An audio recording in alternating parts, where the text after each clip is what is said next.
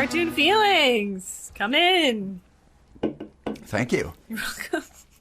Hi, I haven't met you before. My name is Cadieux. I'm an animator and illustrator. That's true. And I'm Marcks. I write and draw comics. And this is our nice little podcast about the mysterious and magical and bookish It's bookish. process of bringing cartoon stories to life. Right, Caitlin? That's true. Okay, yeah. And just so you know, all y'all out there, you can write us emails at cartoonfeelingspodcast@gmail.com. Share your thoughts and other forms of like text-based expression. Or images. Yeah, send an image. Attach that image. Yeah. Please. Be respectful. Yeah. And also other things you could do. You could write us a nice little review over on Apple Reviews if that's something you've been thinking about and, wording in a little note doc somewhere. It's time to copy paste that.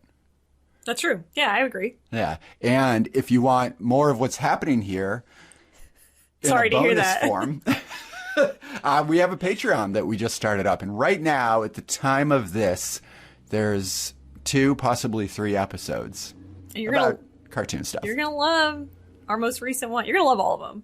All 3 bonus episodes. Oh, our Rich. Bugs Life commentary? Yes. Have you ever wanted to watch a classic fan favorite film and listen to 2 people you don't know talk about it and other stuff while we're watching it? Yeah. Well, I have good news. You can. Maybe right now. I'm not 100% sure. If when I said A Bug's Life, you're like, that is kind of secretly one of the best Pixar movies and nobody talks about it. That's We're how talking about we it. fucking feel. Yeah.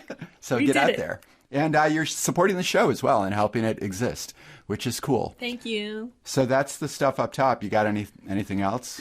No. Can I move on to the meat of is that what you were? Yeah, I just thought, I don't know if you had indicating any like personal facts you wanted to share. I don't. It's Monday and I'm feeling good. Cool. Okay. So what are we? Personal fact. I as well. It is also Monday on this side of the table. So what are we doing today, Caitlin? Well, in today's episode, Ira, I'm so glad you asked. We're going to take a little look at, keen-eyed listeners might have heard the word bookish being thrown around at the beginning of the episode. Mm-hmm. We're going to take a look at some of our favorite books. Yeah. If that is, to use the expression, books. In the context of a holiday gift giving / recommendation list / Ira and Caitlin favorites. Yeah. Etc. Right. The idea is, do you need to purchase a book for the holiday season for a friend or family member who loves cartoons? Is someone making you do this? Yeah. Is somebody forcing you to offer your affection through material goods? Or did you get a bunch of gift cards from your family and you need a reason? You need to transmogrify those into beautiful hardcover coffee table books. Yeah. So Caitlin and I are sitting at a nice big table right now. And on this table with us is just a giant stack of some of our favorite art books. Most kind of cartoon, sequential art, graphic arty, visual storytelling heavy. But then we veer into some other maybe like inspirational categories or just like kind of reference. Yeah. Kind of creative text of all stripes. Yeah. None of that nerd shit. No science stuff. No, how to use After Effects for dummies or something like that. No, or for smart people. Do they still make the dummies books? Do you remember those? I don't know. Yeah, I totally do. I don't know. Great question. I was in a really cool old bookstore the other day, and on one of the shelves was like just PCs for dummies, like just Windows. Like it's like maybe they're just not for you. But it was a really old one. It's like it's time. Some books just go in the trash eventually. Yeah. Right. No one's going back to, I don't know, Windows XP or something. But I had a paperback, like a thick paperback book that was like how to use After Effects. It's like classic text that so many people learn from, but it's like none of it is relevant anymore. No, all that stuff burns up. I had back when After Effects was owned by like Macromedia, like that's forever ago. Before my time. Right. But I remember working through those books and then realizing they were worth nothing. And then it just sort of changing my attitude about what I was going to learn from then on out. A part of you died that day. Yeah. I was like, I've put in all this time and at least $35 on this book. And then it's just useless. Not for them. Not for the publishers. But the books we're talking about today, they're evergreen. They're useful. Yeah. Their fullness of use overflows. They're good forever.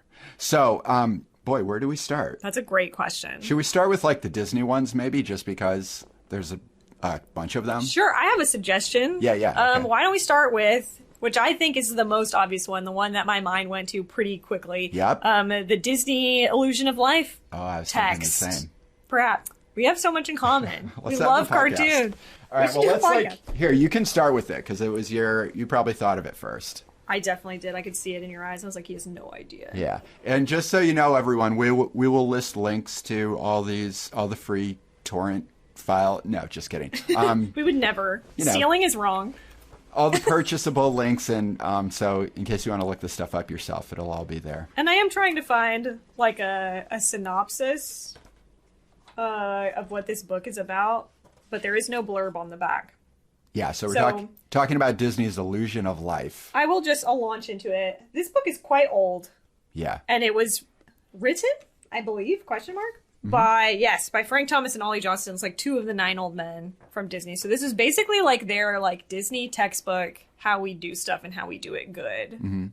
Colon, the Walt Disney Animation Studios secrets. Yeah. And it has like, I remember reading this and I was like late college or right out of college. I just like finally got it and was reading it. And it has all the principles of animation in it. And they are like granularly like telling you how that stuff works. Right. You know, and the examples of where it is and like the dwarfs, like Snow White and that kind of stuff. Yeah. It's a rich text. But if you like Disney animation as a jumping off point, you will like what is in this book. Mm-hmm. Especially if you are interested in like the nitty gritty of how they made it, the technical stuff of the animation and like what the animators were thinking. It's been a while since I fully read through it, and it's a massive, thick, actual coffee table, like chunky book. But I have read all the way through it. And there's a lot in it. And it puts it in a very, it's very well designed in terms of what it teaches you and when it teaches you, because it leads up to being narrative driven. It like teaches you kind of practical choices and then shows you how they apply to like the storytelling of Disney, which is really cool.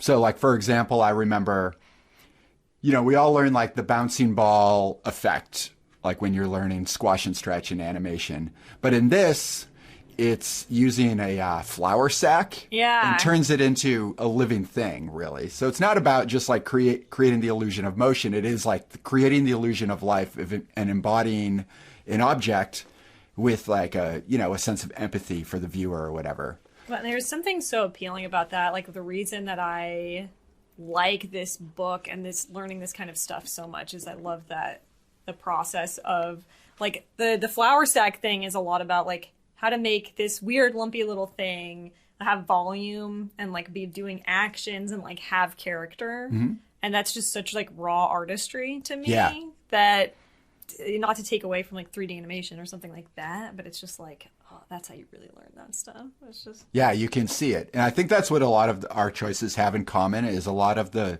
imagery in them shows like the early sketching stages or something that kind of helps you just connect with the original artist a little better, because that's where like the seed of the idea emerges from. Yeah, those, if you first like sketches. Exactly that. Old like the sketches or like pencil test animations or anything like that. Like this is the book for you because there's so many pages. I just opened up to one. Page 209 of the paperback version. One of my favorite pages. A quality page, no doubt.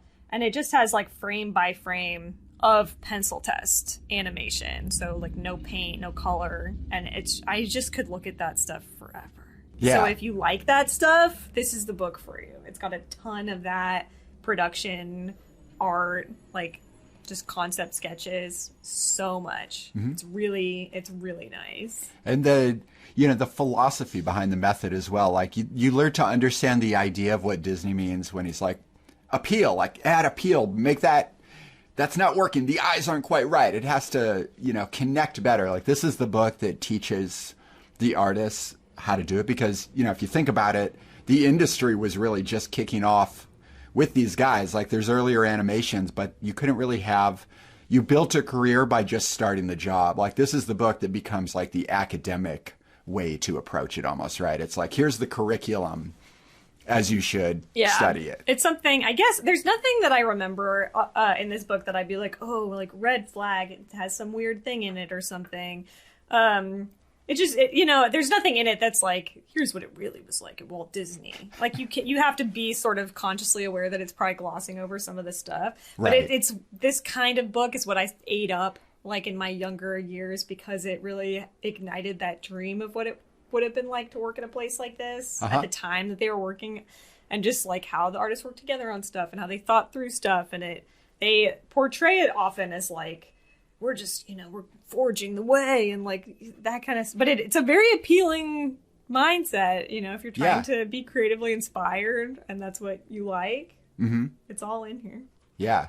So fundamental book, you should have it, all of you. And of course, this is coming from people that, animate, but, as well as illustrate. And, for cartooning, I think about this a lot because a lot of the drawings are just the keyframes. And if you think about comics, a lot of the time is just picking that perfect image that represents a broader moment.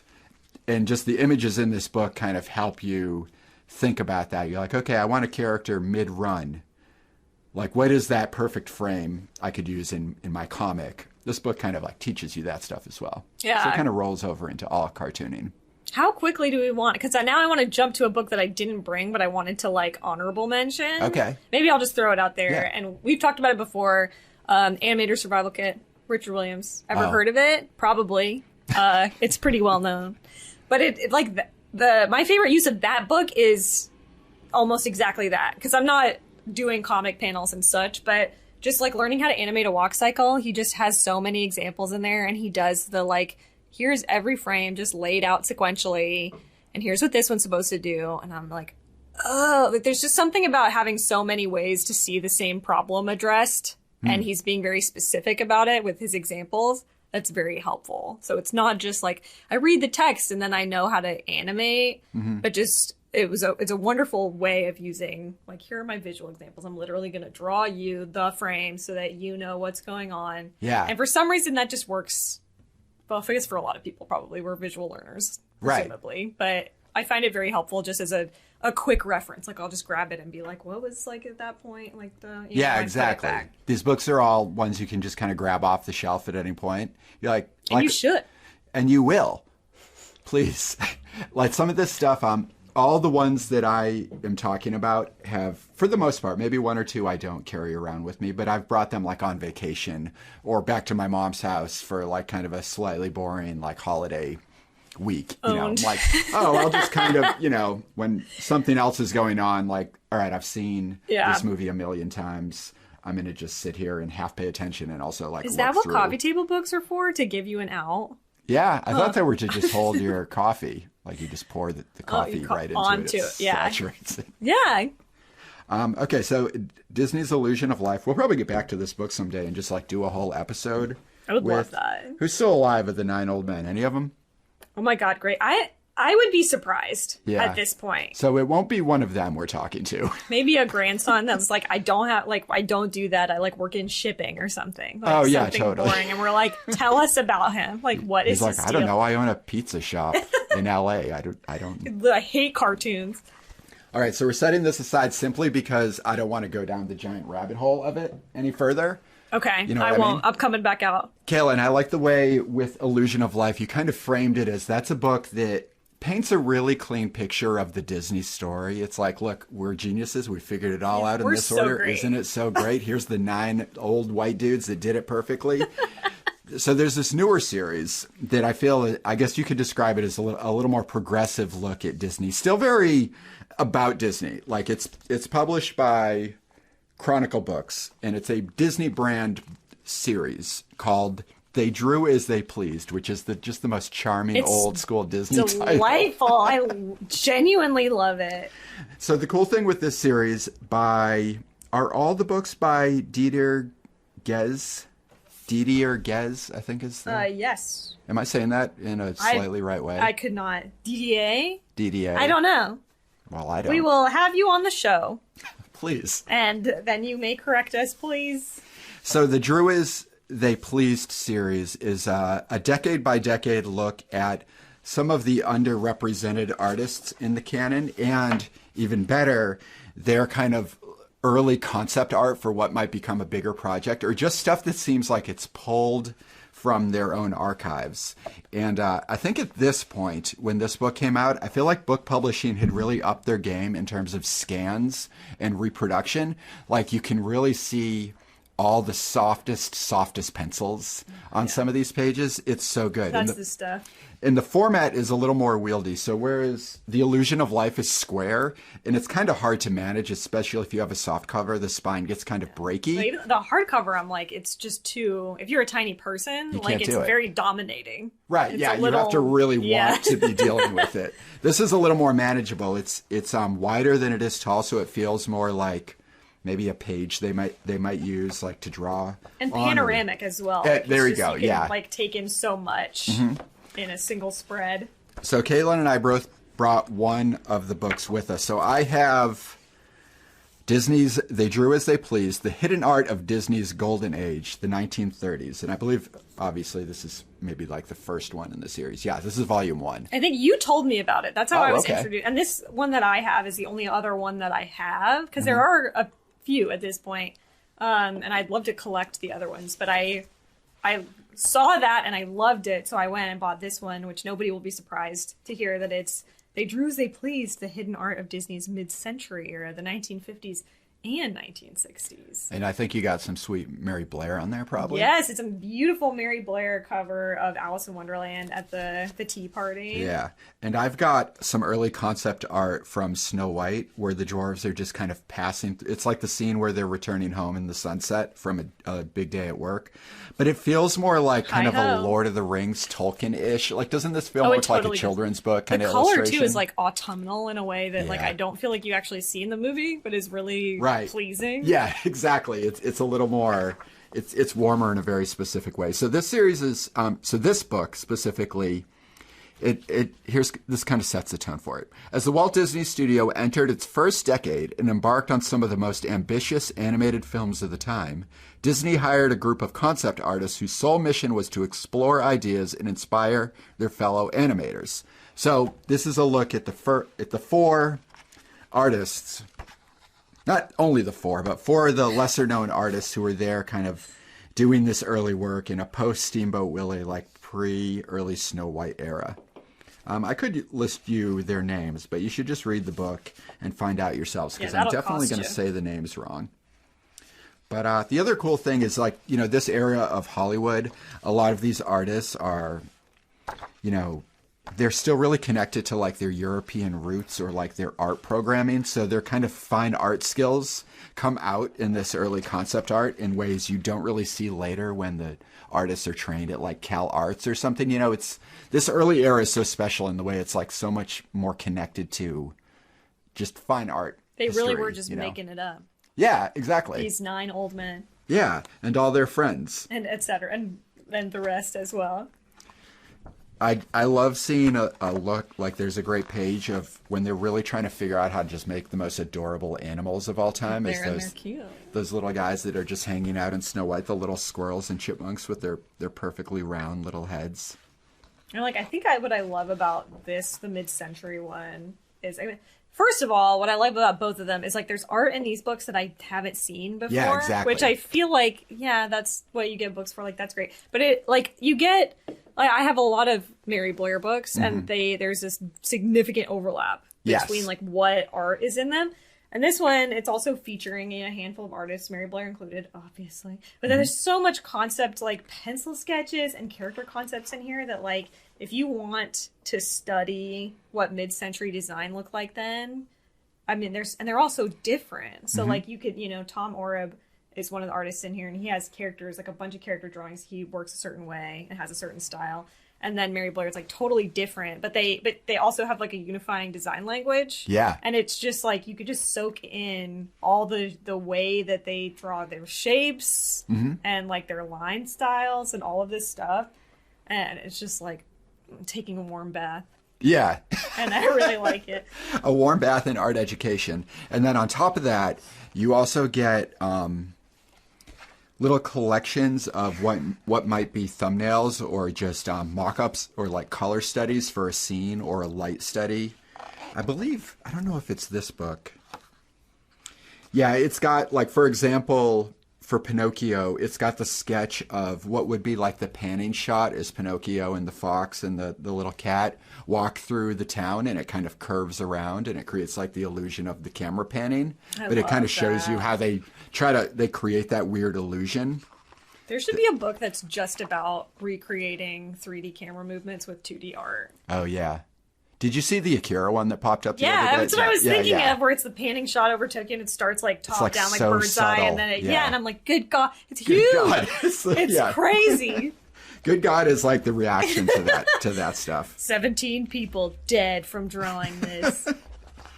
And the nice thing about this stuff as well is it's so warm because it's gouache and pastels, and it's like warm, soft paper, like really raggy cotton paper. So all of it just feels like, I don't know, you're listening to like a closely mic'd acoustic guitar, but drawings. Oh, this is ASMR for us. And yeah, like we said, there's the deep cuts here. Like we have people like this. There's a whole chapter about Grace Huntington. Who? Exactly. She was like one of the artists from the mid-30s. And so while you get all these great scans, you kind of get these little stories about, you know, like a big thing with the Disney books now is like we're getting a lot more like the story women, like the female artists who were there doing like all this work, but they weren't what? like. I'll send you a link, Caitlin.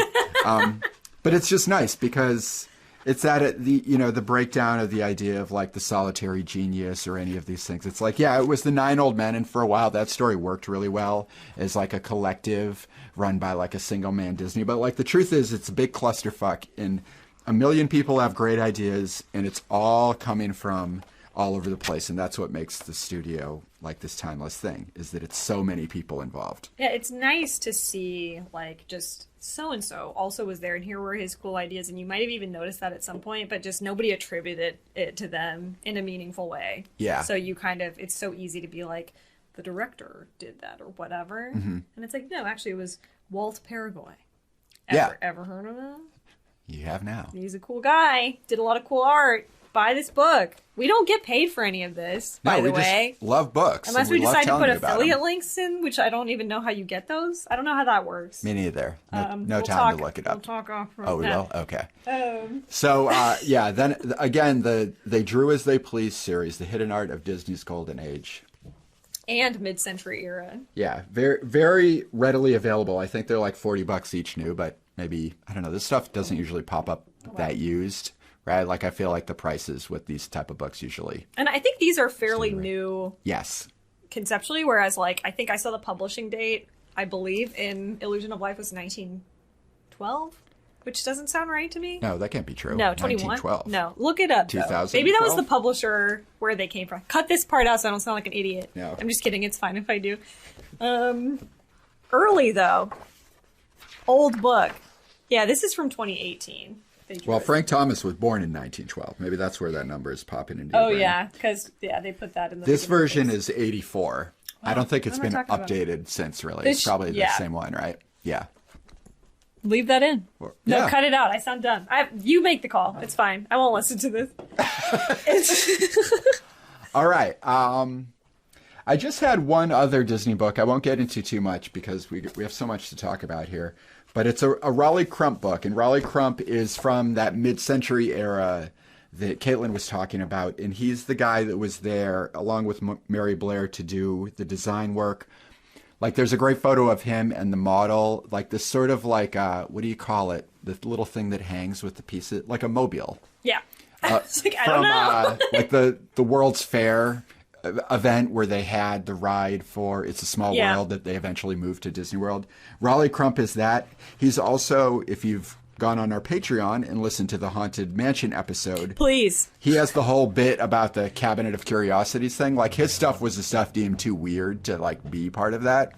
So he's kind of just a cool weirdo. He's a cool weird guy.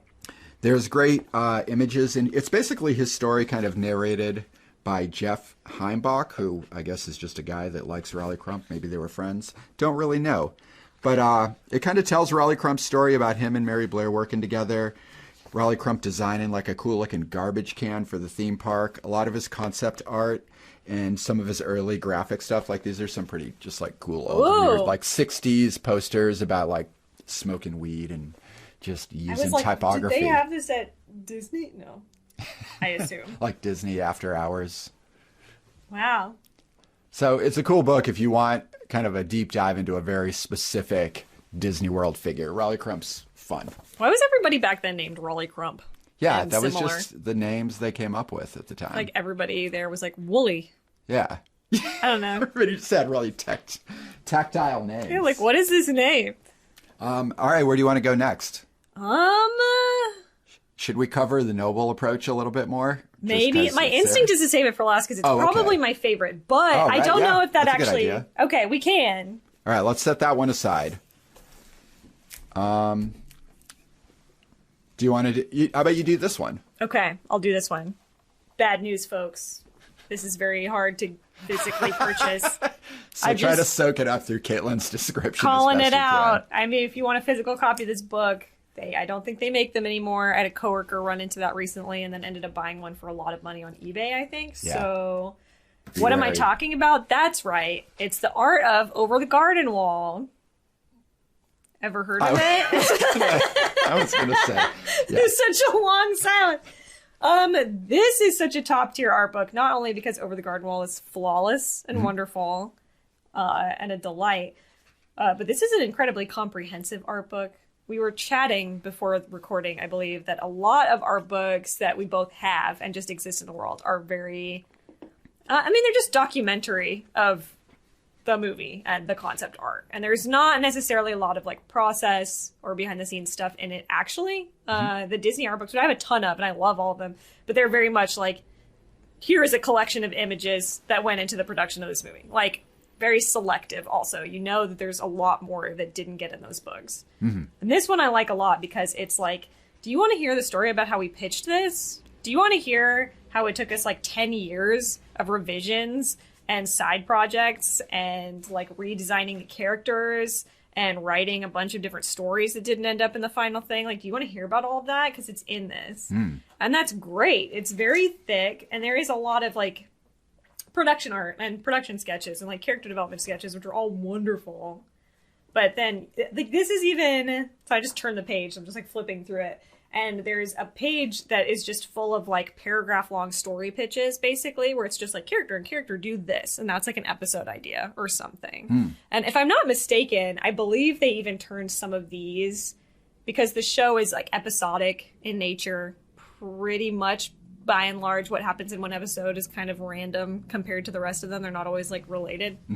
But I think they made some of the other ideas into comics, which I have not encountered. I have not read those, but I think that they did do that.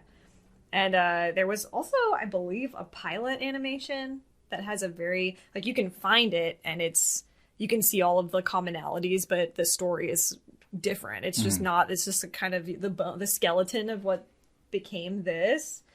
But it's so great because it feels like they're like, here's all of it.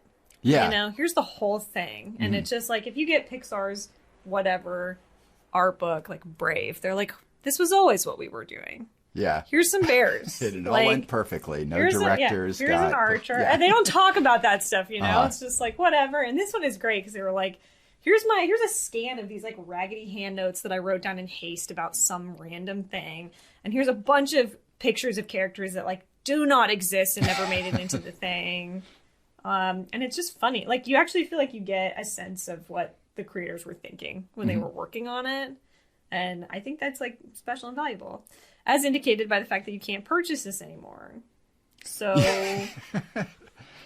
so I think that goes to say that like stories like this, more of them should be told, because I feel like people want to know them. And it's actually like healthy to know that there's like 90% of the iceberg that wasn't the thing you saw, that it takes to produce something of that quality. It's not like it just came out as it was. Like that's an illusion. There's people perhaps you'll relate to this, listening folks. A certain type of creative person who like is very perfectionist to the point where they have a hard time getting started, which is something that I think I've sort of struggled with, because I think that's one of the drawbacks of maybe stuff like The Illusion of Life, where even if they talk about like struggling to solve a problem, it still sort of comes across like they just manifested it. That's a little tough. Like I really benefit from seeing, here's all of the stuff that never would have seen the light of day if it wasn't for this book. Like literally a decade of trying to make this happen. It's a reality check, but it's nice. Yeah. And it's also genuinely a cool story. Is there on that note, is there anything like embarrassing looking in there? Does it go that deep? There's like, I can see from across the table, there's some like notes and sketches on maybe story stuff, but are there any like just bad art? Because I feel like my stuff always has bad art at an early stage. Yeah, I don't know that I would call any of it bad, but I bet, like, just I really think we all loose, feel that. Yes, there's right? a ton of that in here. And there's just, like, pictures where it's like, this is just a really off-brand, Greg or whatever from the show because they changed it so much. And we're just like, it's fun to see that. It's not, and you'll, like, even in Pixar ones, you'll see, here's some character concepts that we didn't use, but they're always, like, really cool ones. Right. So it's, like... They're kind of messing with you. Yeah, you don't see the, like, this is, like, somebody... It looks like they went to one of those restaurants that has, like, a brown paper thing over the table and you can draw on it. Right, Like, just a page is filled with these sketches where they're just actively trying to solve a problem. It's not, like, a pretty piece of art per se. It's really good. Yeah, like the boulder has already been rolling down the hill for a while when you catch up with like Disney concept art sometimes, or Pixar especially, I feel like even more so. So just kind of a more honest, raw art book, I think is like important to a collection.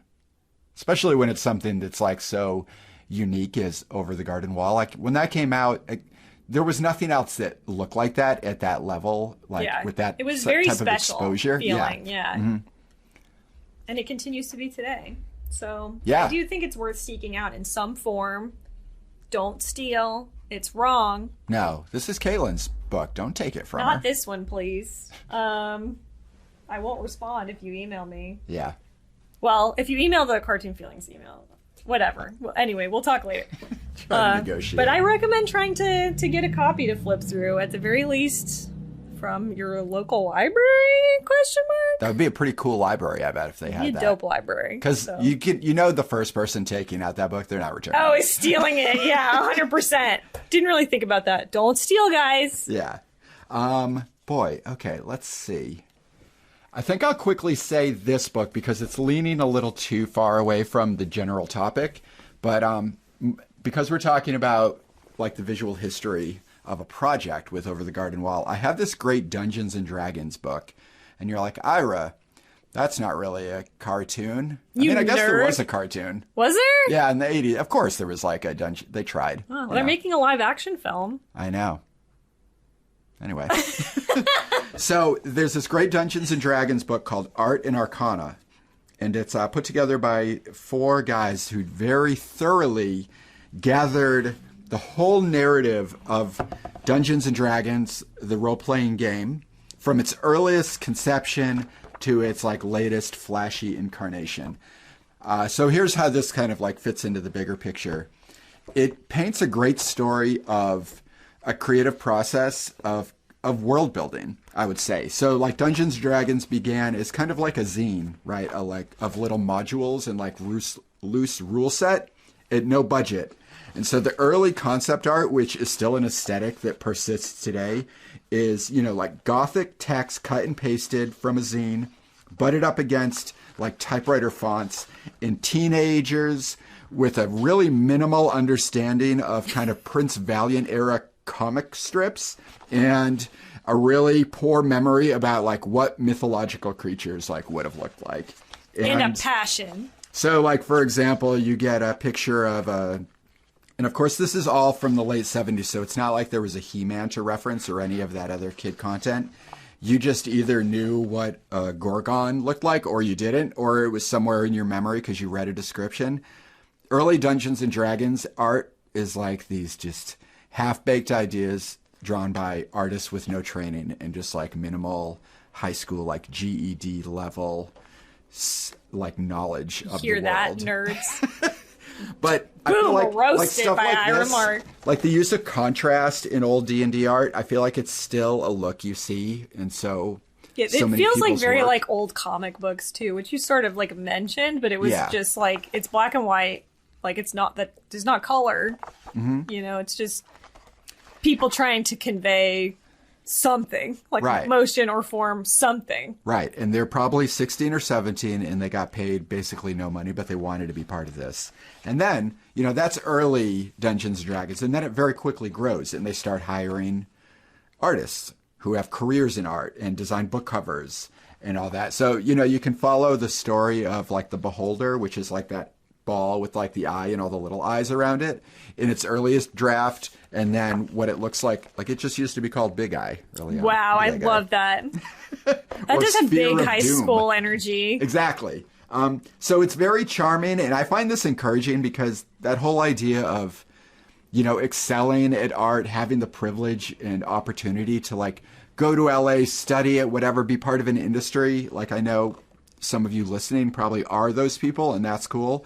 But this kind of grassroots, like world building thing and something that grew to be so important to so many people is just like an inspirational story. Yeah, that's what, like, I don't know, people who didn't make it big when they were young, which is like most people, it's nice to look back at that and be like, or especially even if you're like, dang, like I kind of sucked in high school or whatever. And like, yeah, presumably you do feel that way because I feel like that indicates growth or whatever, that kind of thing. But like, it's a little reassuring in a way. It's like, oh, I didn't have to be like crushing it. No. You actually don't. And that's something that anybody can tell you, but it really helps to actually see it. Right. Yeah, exactly. And then, there's the personal growth that I feel like this book inspires, but also the sort of iteration, the yes-anding a design. So like, for example, the iconic owl bear character. Big fan. 1975. It's just basically a crappy bear with an owl's face jammed on the front of it. Wow, it's terrible, actually. With like, what's that, like a lizard tail or something? Unclear. All right, and then we move on to 77. This new design by a different artist is like, now it's sort of like a bipedal beaked. Yeah, it looks like a Godzilla character. Right. Yeah. And then it kind of grows beyond that. It gets a little more, I don't know, like just unique, I guess you could say, right? It just kind of becomes its own weird thing. So, just watching the evolution of the owl bear as different artists try to like figure out what's the best version. It's a different type of appeal than the Disney appeal. It is cool. And some of it is fun too, because like in the later ones, those very later ones, you can see like this looks like an owl and the other ones don't. And it's right. It's like, is this a question of access? Like how like medieval drawings of animals were always like so wrong because like they did not know what they looked like. No. But it's kind of fun. Yeah. So it's a fun book if you're into character design and, fantasy art and stuff. So Dungeons and Dragons, Art in Arcana. I will buy it. And in fact, I did earlier today. Oh, today? Yeah. Actually, cool. I did do it today. Nice. All right. Where do we go next? Should we look at some more like creature stuff? Do you want to do that one or what do you think? Yeah, why not? Okay. I think it's a good one. It's a little bit of a departure. Yeah. Away from the Disney stuff as we have done already, but even further. more, dare I say, because this isn't really about media of any kind, in terms of like entertainment, sort of. And I'm talking, of course, about Color and Light, a guide for the realist painter by James Gurney, the creator of Dinotopia, which is a bomb-ass, like, I haven't read them in quite some time, but I assume they hold up. They are were perfect really great. books. Firing your imagination. Art that is unbelievably good. And it's basically about an island of, it's like an island where dinosaurs never passed on and they coexist with human people. Yeah. And it rules. It's really cool. There's a lot of great world building, but it's kind of a travelogue-ish thing too, right? Like there's little excerpts of like journeys and like little hand-scrawled notes and things. It feels, you could easily like create a D&D-esque campaign or something like in the world of Dinotopia because there's so much of that, just like flavor. And there are a lot of books too, but there's a lot going on there for books that are not that long. They're pretty short. And they've tried to make movies and stuff out of them a few times in shows. I don't think it's really ever stuck, no matter how badly I want it to. Someday. So bad. Now that the kind of painterly style of like Arcane is back, I could almost see it sort of coming together. God. You know what I mean? Like Who it do we almost. contact? Yeah. That would be so cool, though. Mr. Gurney, if you're listening. I have a proposal. He's definitely into like deep cut cartoon podcasts. He's like, Kayla and they really know what they're talking about. No. But this book, so James Gurney, whomst we've been discussing, is an incredibly talented illustrator / painter. And he has made a number of creative books. And not like how-to books, reference books that just have sort of information around them. This one is called Color and Light because that's what it's about. He, I think it's oils. Yeah, he paints in oils. Exclusively, possibly. Well, if you look at his Instagram, I think there's like watercolor mixed in there, but I always think of him as like an oil guy. And the classic stuff is all in oils. This book is primarily, it's like something you would get a painter more than anything else. And I do have a couple painting books. Generally, I dabble. And frankly, even if you are not doing painting, a book like this can be really helpful because no matter what format you're working in, like if you're working with color and form, it's good to know how they interact with, in the world, like physically. So you're getting the classic, like I just happened to turn to this page, but you've probably seen this in a book somewhere, like it's a sphere and it's lit on one side. And then it's like, this shadow is this, and like, this is how it works. But he breaks all of that stuff down, how light affects color and then how it works in our eye in a way that is appealing for artists to understand, like easier for us. You see that so much from like a scientific perspective, or frankly in like shitty GIFs on the internet where it's like, did you know that these two squares, like these gray squares, are the same like color? And you're like, whoa, but like it doesn't tell you anything about that. And he talks about that, and he talks about like how shadows work. There's really good stuff about that, and like the color and like the tint of shadows based on the lighting, stuff that like you might not think about. And that I guess ideally you would learn through observation, but it can also just be very, very helpful and time-saving for someone to tell you that this is something that you should pay attention to, or something you struggle with. Like I got this book because I always struggled with color in general, but there's so much more in it than that. There's a lot of how lighting affects the form of something. And this one is one of my favorites, honestly. It's such a little thing, but like edge lighting. It took me so long, I think, to figure that out. For some people, it's really obvious, so maybe this is just making me look dumb. But like rim lighting on a figure or something that makes the figure like pop out from the foreground or it dramatize something. It's just like, it's such an effective and like such a simple thing to do. And so you just like, here's something, you ever notice that? Like, and then talks about kind of how it works and like when it might happen. And basically, it's tons of that. It's a decently hefty little book. Yeah, it's a lot. And each page is like pretty dense with examples and text. Text and like beautiful You're getting photos. your money's worth, it looks like. Yeah, and then like I'd really, maybe, I don't know. I assume we're all just as nerdy about this stuff as I am. But it's like when I see these like complicated color wheels and how they work, I'm like, oh yeah, like tell me more about that. Yeah. This book and another painting book I have called Alla Prima that I do really like, but not as much as this one, I think. They had that basic exercise that maybe if you went to art school, they had you do in a painting class and you were like, this sucks and I don't like it, like me, why we had to do something like this. But where you just take all of your paints, all of your watercolors or whatever, and you do swatch tests where you just paint shades and tints, like a ton of just like swatches of color over and over and over and over again. And then you just have those. Right. But like that is such a helpful exercise for anybody to try to wrap their head around how color works. And the first time I ever mixed a color that I wanted just based on like my gut instinct of what colors should go into that, I felt so powerful and strong. I was just like, I get it now. Like I understand it. So I would get it if that is something that you're into, and if you love dinosaurs, you should get this book. Yeah, James Gurney, before the show, we were talking about how he's kind of like an old master that somehow is like still alive. And yeah, just like a sacred holder of the arts. And the way he mixes like kind of surrealist fantasy stuff in real world setting, like very grounded settings, but with a dinosaur.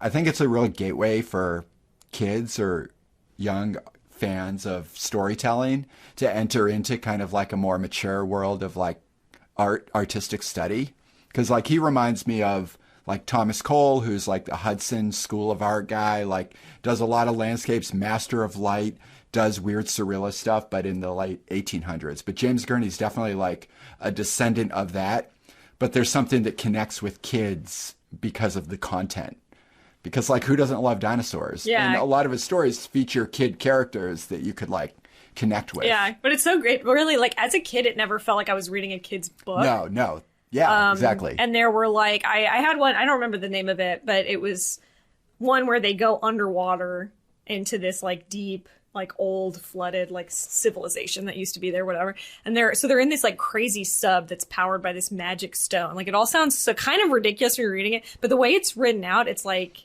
I guess it's more like Indiana Jones in a way when you're reading it and you're like, whoa, yeah. but like this is just like old lost technology, but it like works. And everything about it makes sense. And there are little like drawings, like schematic drawings of like how these vehicles functioned that they're in and stuff, because it's kind of I want to say it's like World War II era or something, like the time in which a lot of Dinotopia stuff takes place, but it's not like modern day. Like they don't have cell phones out there either.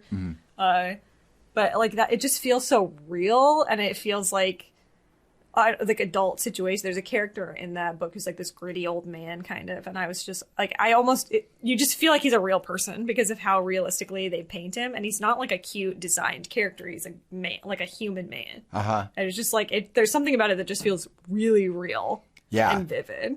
Yeah, it makes sense that James Gurney is good at teaching this stuff through books, or even if you like, he has videos, and you can get his knowledge a lot of different places. But his books, when you go back and look at Dinotopia and all that stuff, all of them are about the pursuit of seeing light or understanding a design or like really capturing something like at a really high level. It's just cool because I think that's the case with a lot of artists. They're just very curious to understand something. And that's why they get so good at it. It's like, why does James Gurney draw dinosaurs well? Because he was like really interested in learning to draw dinosaurs well. Maybe he's from Dinotopia. I think he is. Actually, I read that. Yeah. So grab a James Gurney book. Yeah, any one of them, honestly. But this is where I started. Yeah. I love it.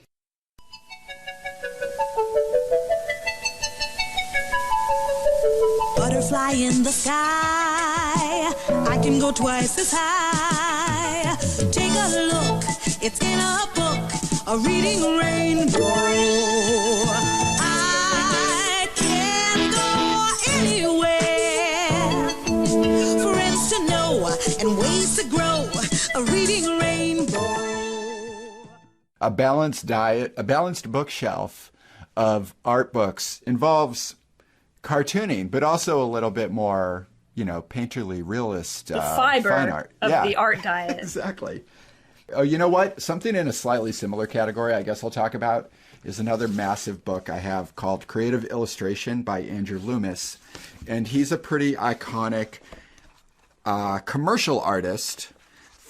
This book came out in the mid-40s, so he goes back to early magazine designs, and you've definitely seen his work.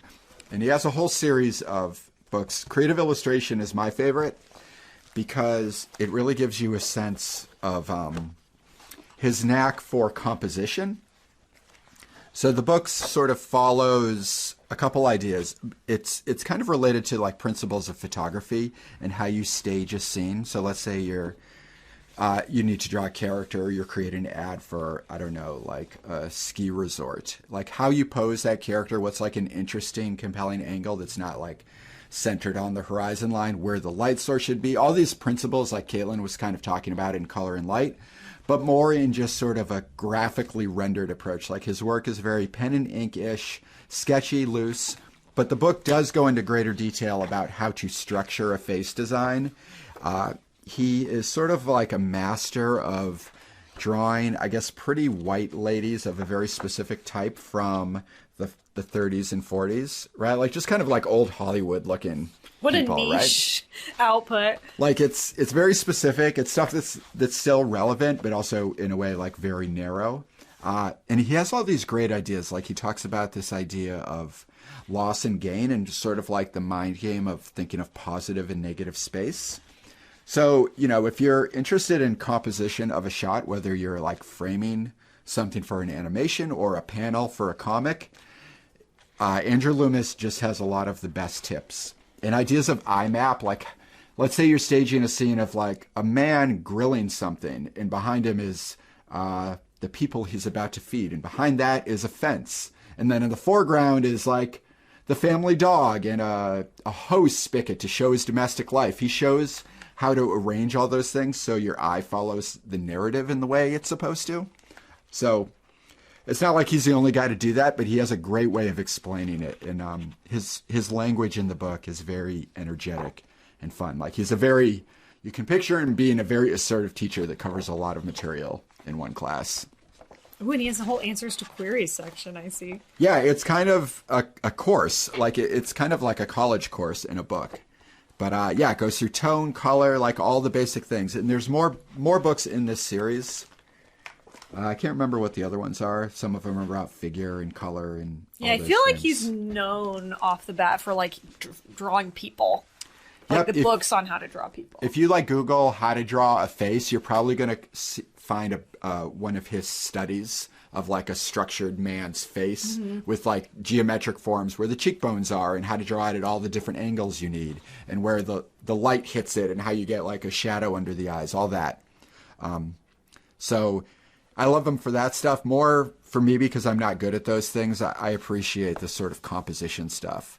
Yeah, like here's a good page on how to adjust the focus of the eye.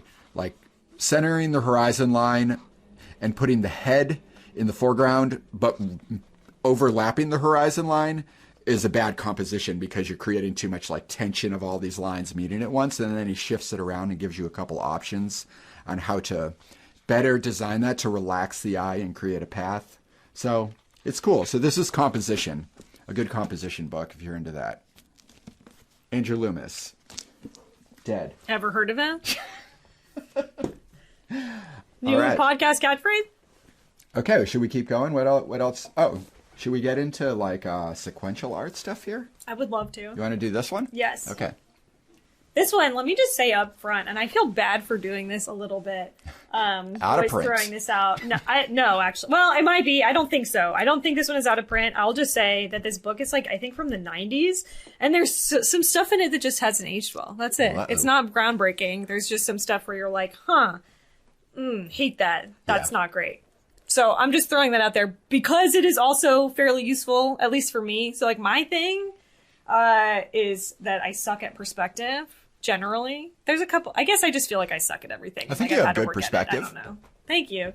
Here's my 2 cents. Yeah.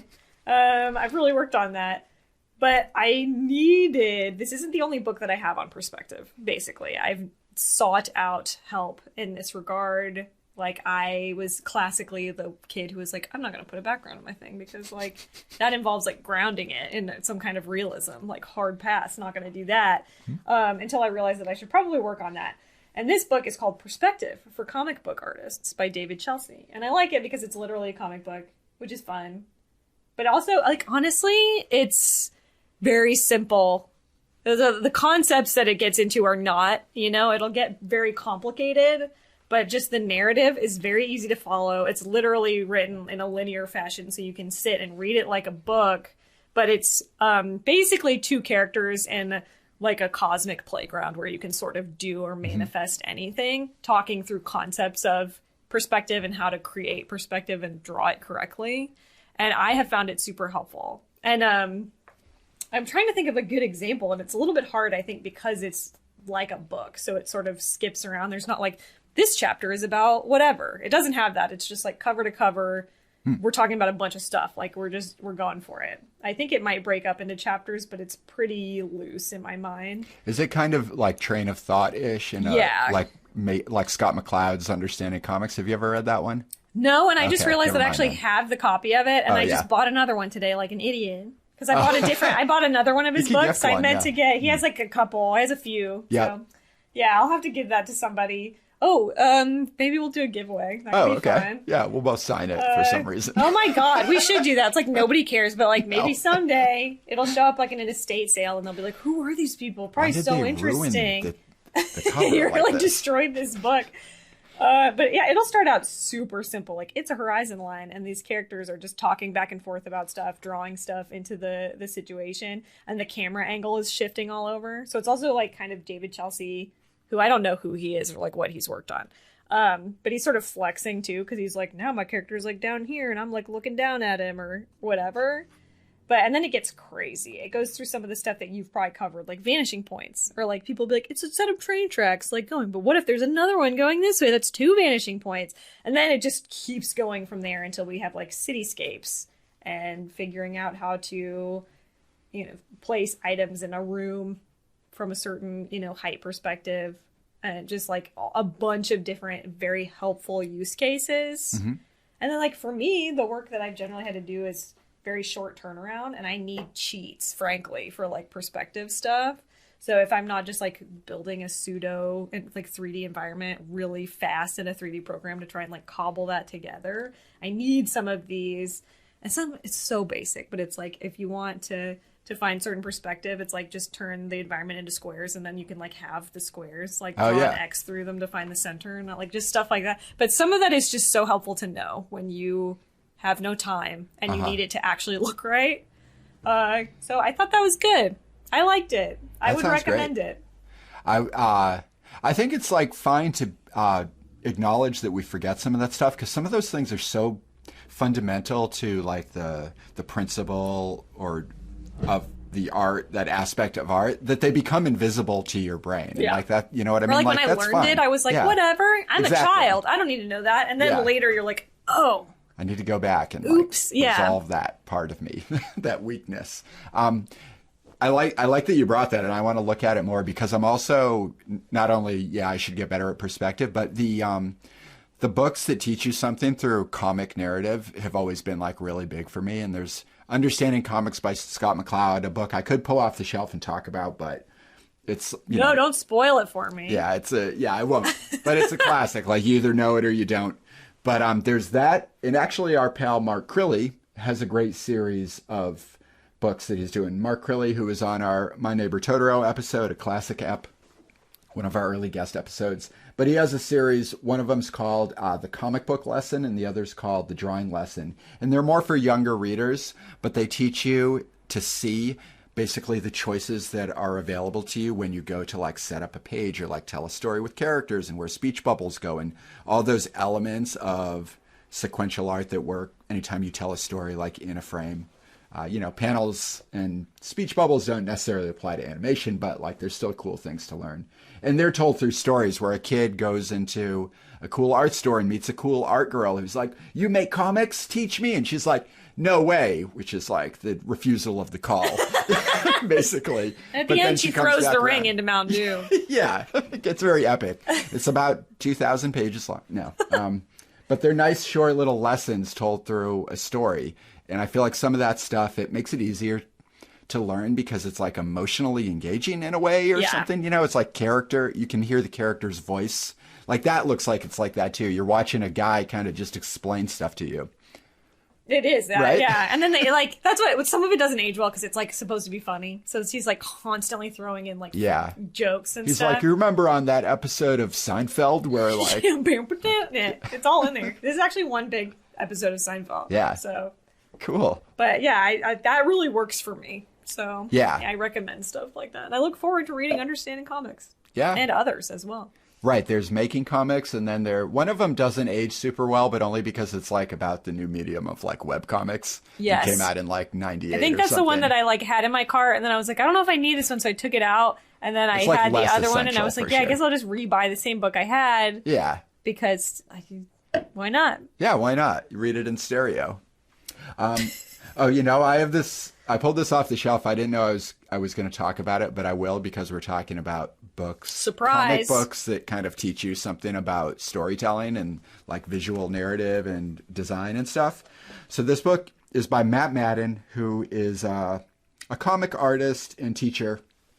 He has another book with Jessica Abel called Drawing Words and Writing Pictures, which is kind of like a 15-lesson breakdown of how to make comics, like the pens, what paper you need, all that like basic stuff. So that's that. I'm not going to talk about that book.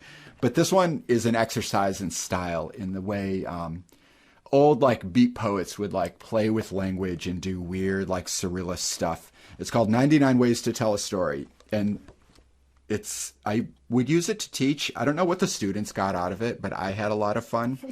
So basically, the book is about 100 and some odd pages long. Wow. So not 99. No, there's a couple extra pages because you got to run the credits, and there's like the copyright thing and the, But it starts with a template, and it starts with this basic 8-panel story about Matt Madden himself. It begins with him typing something on a computer at a desk in a room. He stands up, closes his laptop, leaves the room, walks to a small kitchen, and up a spiral staircase, someone calls down, "What time is it?" He tells them it's 1:15, opens the fridge, looks, takes a beat, and then forgets what he was looking for. Yeah, same. Pretty like mundane, like day in the life of, right? Every day. So that's our template. And now from here, he takes a riff on that idea and plays it out through different genres or different styles of storytelling. So on the next page, I'm not going to read all these out loud, obviously. Every single one. 99 ways, starting now. So the first one shows this in the way you might obviously draw that story out, just sort of a third person, like omnipresent narrator watching. The next one's done as a monologue where Matt later is telling you the story about how he was working at his computer, went to the fridge, forgot what he was looking for, but he's sitting like at a desk just sort of gesturing and speaking to you, the viewer. The next one is a subjective view, like through his viewpoint. And then we see another view in a different version that's from the person who is upstairs talking to him. And it goes on beyond that. It'll do like a political cartoon version done in like a 1920s like political way. There's like, of course, like a manga version. There's like a 50s sci-fi version. There's like weird abstract versions that zoom in on different aspects, like even just all language or no language. Anyway, the point is, when you go to tell a story, you have like many options that are open to you. 99 ways. Yeah, you have exactly 99. So this book will kind of, if you think the way I talk is very confusing, it's because this book like broke my brain when I read it. And now I just think you're right. All the ways very I hard. could talk about something, most of them not worth addressing. And I find myself leaning into the more annoying things. So this book is basically about all the annoying, weird ways you could tell a story if you were so inclined. Wow, how to bully a student. Yeah. By Ira Marks. Like old tapestry. Oh my god. Like old, That's like, actually religious pretty tapestry. funny. I like it's this. cool. I like the cut of this guy's jib. It's cool. You know, it's just fun. Like kind of Tales from the Crypt comic books. Wow. Horrifying. So sometimes it's about aesthetic. It's like, I don't know, when I was younger, I don't know how you felt, but like you would watch cartoons and you would just take the way they looked for granted. You didn't think about like the style as much 100%. until later when you got to a teen and you would start to identify with the style. But this book kind of is, you know, kind of gearing your mind to think about the way something is drawn changes how you like respond to it a little bit, you know? I love the idea of that because you don't have control over that when you're a kid. I was just like, this is what stuff looks like. This isn't exactly the same, but I remember going back and watching the old My Little Pony cartoons from like the 80s and realizing they had very 80s hairstyles. Yeah. I'm like, as a child, there was just ponies with hair. Whatever. Right. So big deal. And then later, like, oh my God. Like, I just could immediately tell you when this was made. Right. With no familiarity because of that. Yeah. And then as time goes on, the show starts to look different because like those interests like change, right? Yeah. So they like redesign, you know, it's like fun to think about that. Like things become little time capsules. Jess Fink was talking about her My Little Pony hair on Twitter. I saw that and I liked it because I was like, I agree. And I kind of want to dye mine again. Oh, you could bleach it totally first, have, so. you have My Little Pony hair. Yeah. Well, not in color so much. No, but like in majesty. Form. That's true. I got the full mane going. Yeah. So now I just need to dye it some kind of vivid color. I'm just going to do pink again. Oh, because that's I know a little that spoiler works. for that. Yeah. Yeah, surprise, guys. I feel like pink, when your hair is kind of blonde or bleached out, it goes on easy. Yeah, and Right. it looks great. Yeah. I did it last winter, and it was like the pandemic and cold, so nobody saw it. So I think I probably saw it. you at least probably once. did see it, yeah. So I can tell you, listeners, it This is interesting and important. All right. Do you want to hear some about these funny books that I bought that I don't use? Absolutely Before we get not. into maybe like this iconic, we'll close on the iconic book, right? Yes, yeah. Yeah, Okay. that sounds good. So I'll ask you again, because I'm not sure if Yes, you're serious. Do you please. want to hear about okay. Ira, what are those cool-looking books over there? All right, these are two books that I thought would be useful, and they might be useful to someone, but they Wow, this they're is the not useful roast to part of the Kind of. I mean, I feel bad. podcast. I am recommending it. I did buy it. So this is Mark Simon's Facial Expressions, a visual reference for artists. And it's about a 250-page collection of photographs of people from Not super recently. Like, I guess these are our contemporaries, but there's something that feels very dated. And not quite as old as My Little Pony, but it's like, I don't know, nobody quite looks... Yeah, this feels like early 90s. Yeah, like the grayscale, like, quality of the book they all look itself. like high school photos, too. Yeah. Like the backdrop. It's kind of a yearbook style. Yeah. Now, the way the book is supposed to function is you could, like, let's say you're telling a story about a human. A woman face. Who's age 34 and she's having like a moment of conflict. So you could open to... Me in 2 years. You could open to page 74, and here's Lori Moore, an actor, supposedly, age 32. And here's about... shit, that's me now. 30 photos, 30 headshots of her at different stages of like intensity, like she's kind of gritting her teeth, staring right out at the camera. There are a couple that look like she's being strangled. Yeah, like what would you choose if you were telling a story about a 30-year-old woman who is like going through a rough patch? Like just a rough patch, or like getting murdered? No, right, like it's like a change of career moment. Oh shit! She's got to sell, like her used indie bookstore is about to be bought out by the big corporate giant. In that kind of you've got mail type of way. Okay. Honestly, I'm going to go with left page. Uh-huh. Like 3 down on the inside. So like this one? No. This? No. Close? No. No, other way. Yeah. Okay, so we've got... Leave that in. That's really good podcast stuff. So we've got Lori sort of like biting her lower lip a little bit, looking off to the side. Like kind of straight on, but eyes turned off camera. So, theoretically, you could use these poses to create more variety in your character expressions and like a more emotional journey for your viewer, your audience. But the book is not organized quite in a way that I find it super useful. Yeah, it's like I want to be able to flip to like pissed off to be able to see how people's face get when they're pissed off. I don't want to look at one person's face doing a lot of different stuff. Yeah, it turns out the odds of you like connecting with one of these people and having it be a great representation of the character you're actually drawing are pretty low. It's like, okay, here's somebody, I need to draw somebody with a migraine. Well, here's Miriam, age 20, looking great with a migraine, really acting it out. But my character's 16 years old. Why is there a bunch of pictures of robots in there? Oh, I don't know. That's confusing.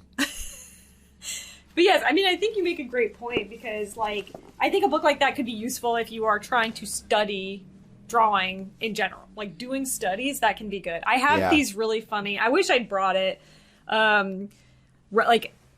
Well, I'll just do, like, it's basically an honorable mention category where this isn't a book specifically, but I find it helpful to have these types of books. And it's like, I like having art anatomy, like human anatomy books. And I have ones that are like, everything is illustrated and it's like how people's bones and like veins and stuff fit together, that kind of thing. Or like, what are all the muscles in the face? Like, I love that book, actually. I think it's great. Uh-huh. And I have one that I also love, and it's way sillier, and it's from like the 60s probably.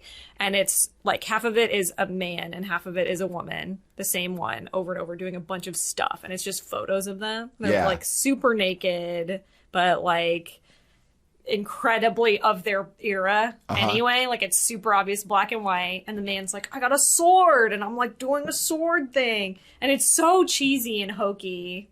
But it's really fun if I like need something to draw out of that. So that can be helpful. But it's like... You're like, I'm not going to use this as reference if I'm drawing a character in a sword fight. Right. Like, it's not the vibe that I'm looking for. Yeah. I think that version does sound more useful than this because there's too much variety in this of, like, human representation to, like I said, align with, like, probably the choices you need to make. Whereas that, if it's the same actor over and over again, you can kind of apply that to what you're doing easier. That's what I think this would work more as, like, if you're looking for faces to draw... As practice for drawing faces, here are a bunch. Right. And it's like, that's good. But you couldn't apply it to a project necessarily. I don't think I would apply that book that I was describing, though, to a project either. Yeah. Like, I think it's still too narrow. Like, I think that's why a lot of artists end up using themselves, especially animation artists, like record themselves doing stuff because it's just easier. Right. And then you can just get to, like, the heart of what you're trying to do without all of the dressing. Yeah. You know, the heart dressing. Yeah, and if you put the dressing inside the heart, it's stuffing. That's true. Happy Thanksgiving. Yeah.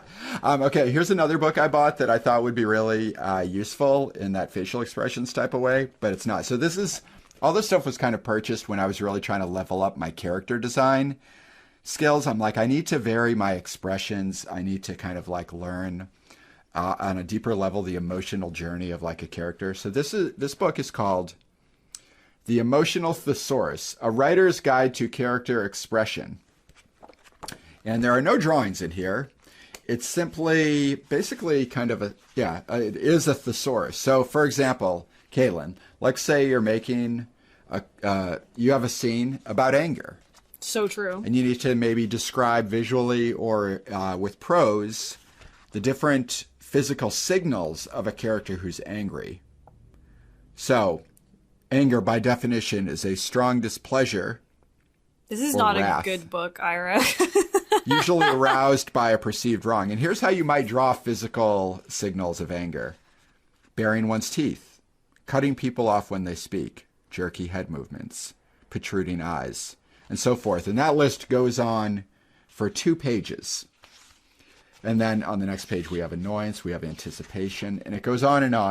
And you can really understand all the options available to you when you're describing the emotional state of a character. Wow. And this is a book that I think sells really well, but I guess it's like for writers or people that think they're not good at writing. You know, like self-help books that there's like a giant market for, but you wonder who's actually getting something out of them other than the publishers. The people who are making the money. Yeah. Yeah. That book kind of falls in that category. I'm not saying it's useless, but I'm saying it definitely rides the self-help. That's my gut instinct is to be like, this book is dumb, which I feel bad for a little bit because I can see the utility for people who actually do struggle with that and like interpreting people's emotions and stuff, or like reading body language. Like that can be a challenge for people. And so I think it's fair to say that for us, this just doesn't work for us like the way it is. I think there probably is a legitimate use for this type of book, but it's just, it's like not how and I think like artists stereotypically, so generally speaking, observe stuff and then like take that and put it back into whatever you're doing. So it's like you're more likely to pick a person who you've seen angry, right? That's and the model way better way their behavior. And that's what makes sense to me to do intuitively. Right. To study the art is better than to remove the function of the art from its context completely and try to analyze it or like put it to use that way. Like a thesaurus can be helpful with understanding language, but it's not going to like inspire you in the way like watching a movie you really like does, when it's a little generic too, because it's just like angry people be like the this. Context. And it's like, generally. Yeah. So, but there's no flavor. There's not like, I loved that villain. When he was angry, he had jerky head movements. Like, I just love when Jafar like juts his chin at like 13 degrees to the left. And he's mad. Really, Homeboy's angry. All right. So speaking of emotional journeys, that was the bottom of the emotional journey of our book recommendations. Should we go out on a high note? Now we're going to rocket to the top. Yeah, we're climbing into the rocket. Hop in the bottom. slingshot Looney Tunes style to thank you. to like the peak of the, I don't know, the weird mountain. The mountain on Planet Mars. X. All right, so what are we wrapping up with? We're wrapping up with my personal favorite. Book number 1, asterisk, I have to say again, out of print. So. Oh, really? Yes. That's a shame. I'm pretty sure. The last time I checked, because I was linking it to somebody, I've recommended this book to so many people. It was like $1 million on Amazon because they're only selling used copies that other people, like third-party sellers, are selling. So I could be wrong. I hope that you can find a copy if you don't have one, because this book is phenomenal and I love it. But that, unfortunately, I believe is the case. But this book is called The Noble Approach by Todd Polson. And it's about Maurice Noble, who was great. Yeah. And remains great to this day. He was basically like a layout designer on a lot of Looney Tunes animations, and unbelievably talented. And not only that, but I guess he just really thoroughly documented his process and his thoughts. And if I'm not mistaken, I think Todd Polson, who wrote this, also spent some time with him in real life. I don't remember what the context was exactly. But it was sort of, you get a little bit of like this book talking to you like you're his protege type feeling, which I think adds to the appeal a little bit. It's not literally like speaking directly to you, but it's like everything that I feel like I know about making a side project that's like a short film or an animation, it's just in here. And you might be inclined to not really think of it that way at first blush because Looney Tunes have this very specific flavor that maybe you're not going for. But like ultimately it's so foundational and fundamental where he's like, this is how I thought about layout and color interaction and making my characters stand out and characterization and all of this stuff. And then, like, it doesn't have to be Looney Tunes to follow those rules. Just all of it makes so much sense. And I think we've talked a little bit about this book. Yeah, really briefly when we were talking with Eric Colossal about the What's Opera Doc. Yeah, because we're talking about Looney Tunes, and I probably mentioned then that I didn't really like the look of Looney Tunes a lot when I was a kid. And I honestly feel like in hindsight, which this probably sounds so ridiculous to some people, I don't know, but I was like, it was too sophisticated. Like, it was too sophisticated for me and I couldn't get it because the use of color is outrageous. And it's stuff you don't even see anymore these days where it's just like teal background with like pink foreground and then like next scene, like purple background and like yellow stuff. Like, it's amazing. Especially the shape language is so good. And it's just methodical. It goes through all of that. It's like, here's how to use color. Here's how I think about it. Here's how I've used it effectively. Here's what it means to me. You know, here's what layout means for this. Like, here's why I laid out a scene the way I did. You know, this is what I was thinking when I did it. It's very practical, frankly. Yeah. Like, it's very accessible, like, very easy to read. There's tons of stuff on color theory in here. A lot of stuff about just how making things make sense. You know, readability. Yeah. I wish I could be more specific about it, but there's something about this book that I just found world changing, I guess, not to oversell it, but I was just like, this is it. Like, it has all the knowledge and it's not super long. It's not super dense. There's a ton of examples from his work over the years too. Yeah. I really like the way, because pre-Looney Tunes, he was at Disney for a while. Like, he's there in the early 30s, mid 30s. So in the very beginning of this book, in the introduction, you get some concept art from the old mill, like maybe the first like perfect Disney short. Like I can tell the old mill episode is going to be like a really emotional episode for me because that one is like the pursuit that comes through in that era of Disney is like so magical. What they try to recreate with that short, and I never realized it before I read this book that like Maurice Noble is there during that time. Because when you look at his later Looney Tunes stuff, I completely would never associate There's it no with Disney 30s Disney vibe, Golden Age. Yeah, whatsoever. Because he was there for Dumbo. And there's even a couple pulls from concept art from Bambi, which is like just perfect. And you can see, like Caitlin was describing the shape language. You can see it at play. Like there's a great little piece of concept art.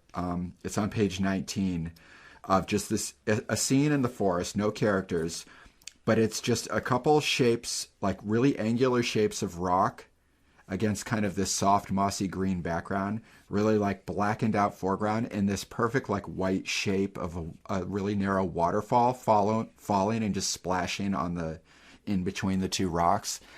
It's just like, it's so perfect. Just the way it uses light and dark and the use of space and the way it leaves room for the character animators to do their thing there. Like, he's such a master of leaving opportunity, right, for like the other artists that are coming after, which I don't know, I find that inspirational. Like, you work more collaboratively.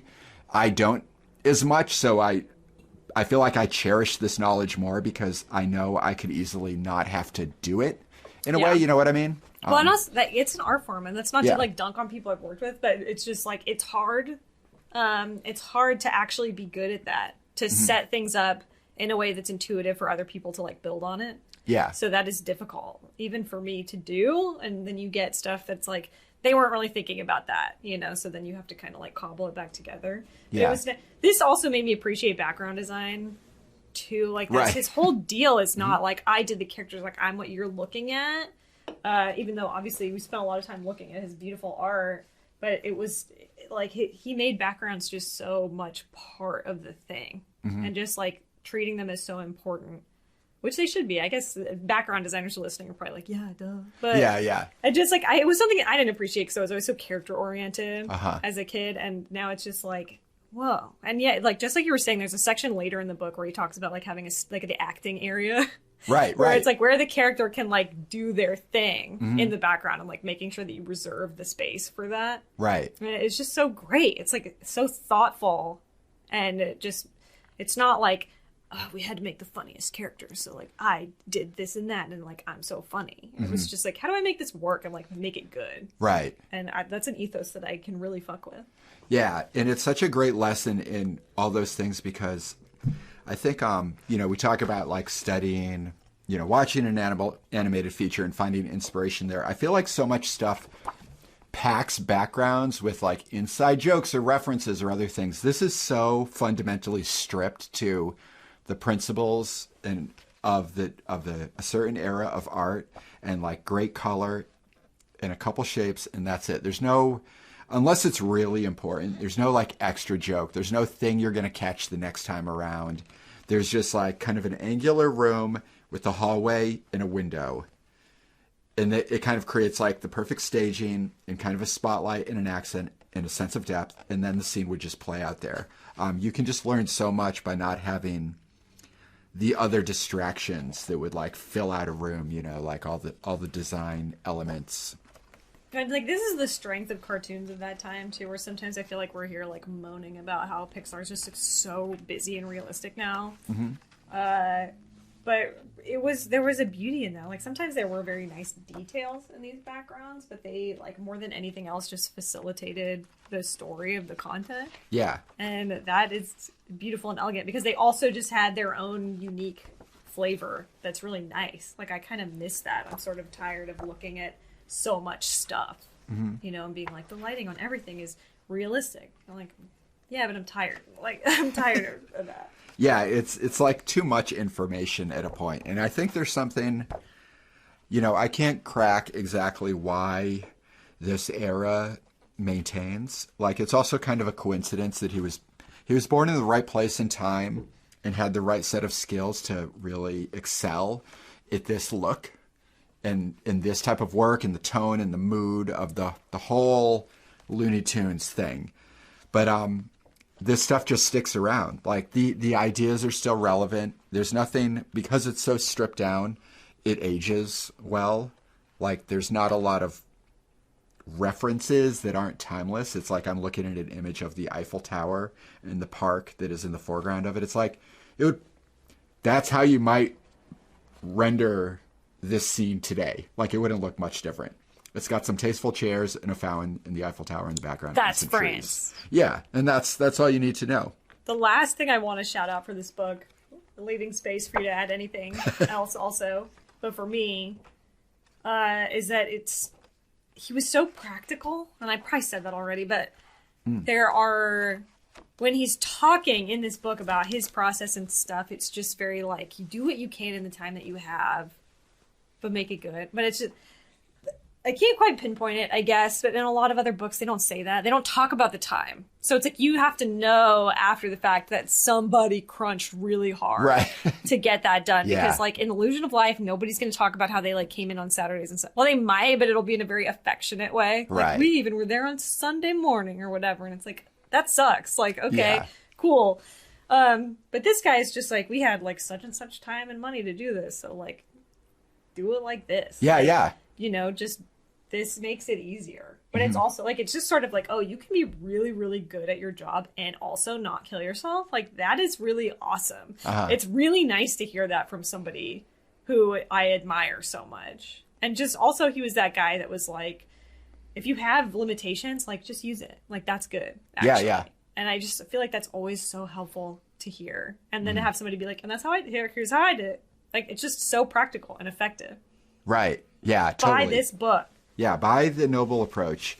And that I think I want to add on top to that, because I was inspired by what you just said, the idea of Maurice Noble and the idea of, it's not that they're like, is a genius. It's more like, a project can be genius. And I think, like you're saying, the circumstances, the limitations that all these people had is what makes these books so magical, because they were doing something genius because they were creating something perfect and beautiful under very strict rules. And to solve that problem is like the genius act, right? And I feel like all these books we're talking about, Over the Garden Wall is a case of like, you know, whatever the budget was for that, it just aligned perfectly with the aesthetic they finally figured out, and it makes this perfect story with like no loose threads or like overworkedness or anything, right? So good. Yeah. Books for you. You're welcome. Okay, friends, that's all for now. You can check out our episode archive with all our fun guests over this past year. I guess we're kind of wrapping up a year, so thanks for listening, That's everybody. true. Right? Time marches on. Yeah, we had a fun year. We'll see you in 2023. Yeah. Or you'll hear us in 2023. Yeah. And till then, yeah, all our episodes are still there. cartoonfeelings.com. It has information about Caitlin and I, and just a good archive. You can tweet at us or join us on Instagram, and both of those are at Feeling Cartoons. And a special thanks again to our producer, Josh, who makes us sound nice. And smart. Thank you, Josh. In equal measure. And if you yourself are enjoying this podcast, that's right, you. We'd be so grateful if you would consider taking the time to rate us on Apple Podcasts, leave a review, share us with a like-minded person you know. Thanks so much. And also, as we mentioned before, yeah, bonus episodes at our Patreon. Sure. Check it out. Think about it. They're It'd be cool. Funny and weird. And, you know, we use the money to, like, host the website and stuff. Yeah. So, and, you know, etc. Cool. Okay. That's all for now. Bye. Bye.